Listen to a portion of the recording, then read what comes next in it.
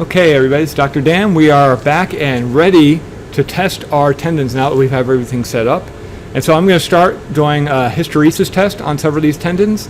So what I'm going to do for the video is just really record me doing a test of one each, but I will collect all the data and then give that to you guys to analyze. Start with a hysteresis test on tendon number 1. All right, so I'm going to lock this in here.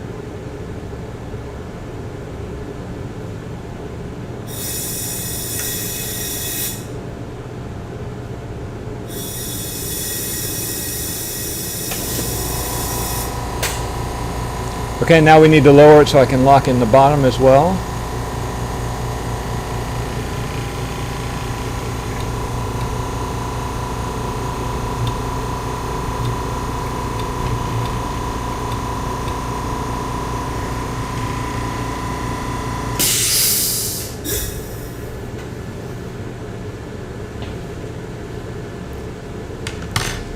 Okay, and so one of the things we're going to do now, I'm going to go ahead and load this.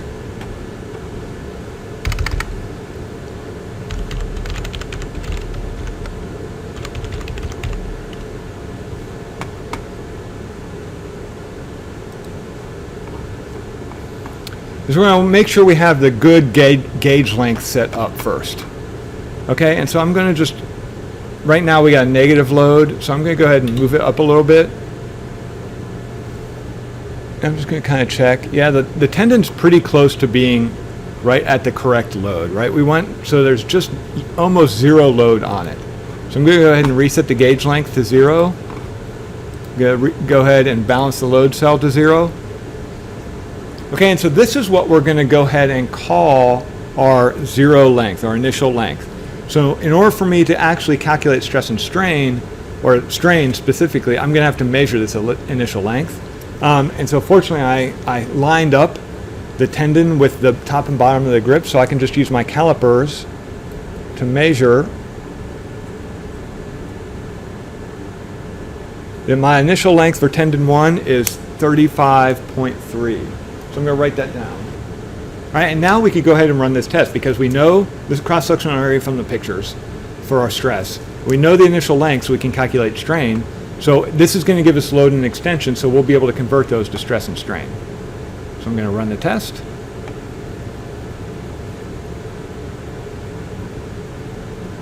So remember, this is a hysteresis test. You can see that toe region nicely.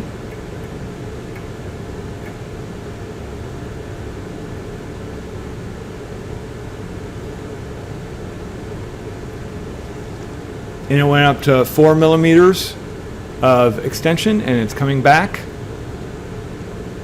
to the starting point.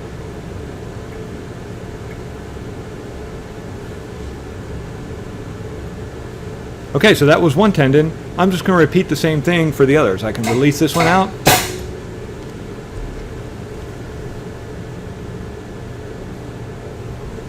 So after I take that tendon out, I want to go ahead and save this sample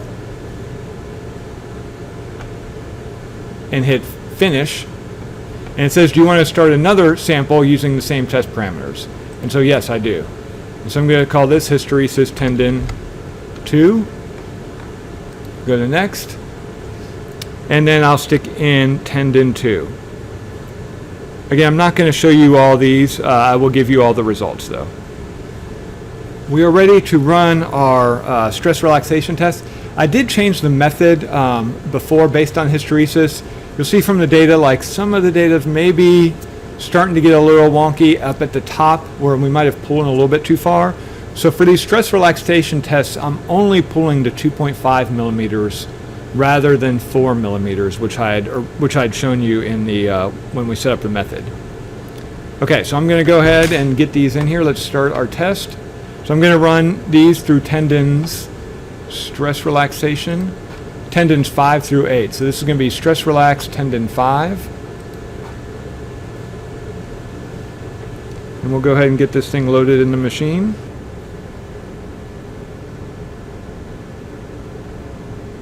These are a little bit tricky to load because I don't want my finger anywhere near those pneumatic grips when I squeeze them.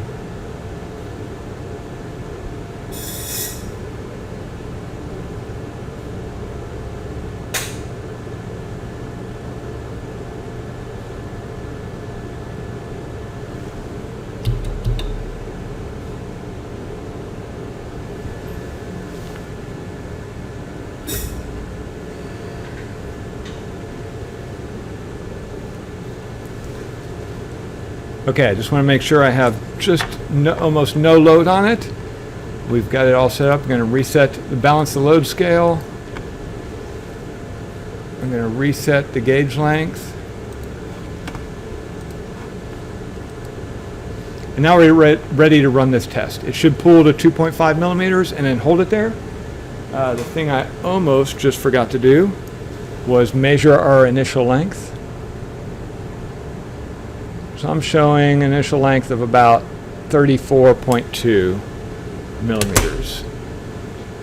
Okay, so let's run this.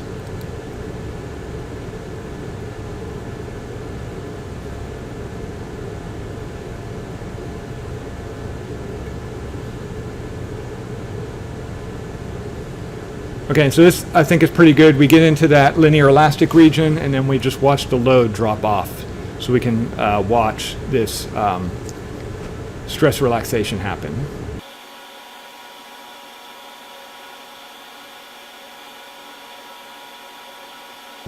Okay, so we're good, we're done. I can go ahead and return it to the initial position. I hit finish and we want to start a new sample using the same parameter. So I'll go ahead and do the other three. I'm not going to make you guys watch them, but I will provide you all the results. All right, and the one last test we want to do is pull to failure. We could do all 8 samples of these, but I'm not going to do that just for the interest of time and your sanity, so you don't have to analyze them all. But the thing we want to think about when we're pulling to failure, like what are the parameters we're looking for, right? Like, are we interested in failure parameters? If so, maybe we pull as many to failure as possible. Like maybe you want to see that, yield stress or yield strain. But a lot of times if we're just looking for a linear elastic modulus, you guys can already actually get that modulus off our previous tests. On the hysteresis test, right, we pulled a certain distance, you can get the slope of that linear elastic region. On the stress relaxation test, we pulled a certain distance, you can get that slope from that test as well. So I will pull just kind of 4 at random of these. I'm just going to grab some and do them. But you guys also have data to collect the linear elastic modulus from other samples as well. So I think we'll start with where we left off, which was sample 8.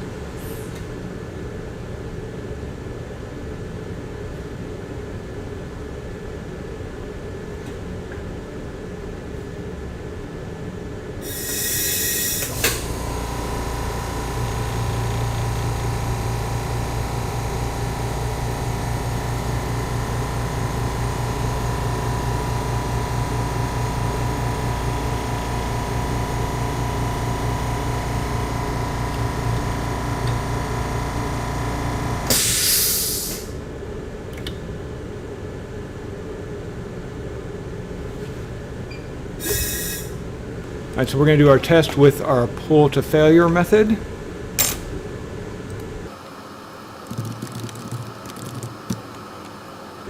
All right, theoretically, the gauge length should be the same as the L0 should be the same as what I did for the previous, but I'm going to measure it just to be complete. These things can stretch out a little bit.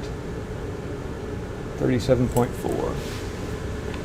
Okay, so that was actually pretty close. Before I had measured 37.6. This time I measured 37.4. I will go ahead and reset, balance the load cell and reset the gauge length. And we'll go ahead and pull this thing and see it break.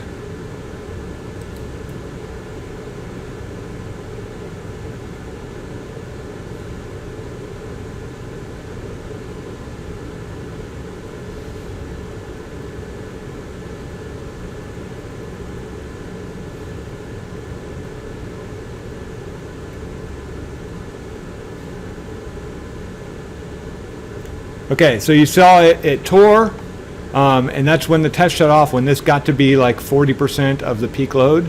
And so it worked out great, right? We get a nice linear elastic region, we get a nice yield point there where it broke.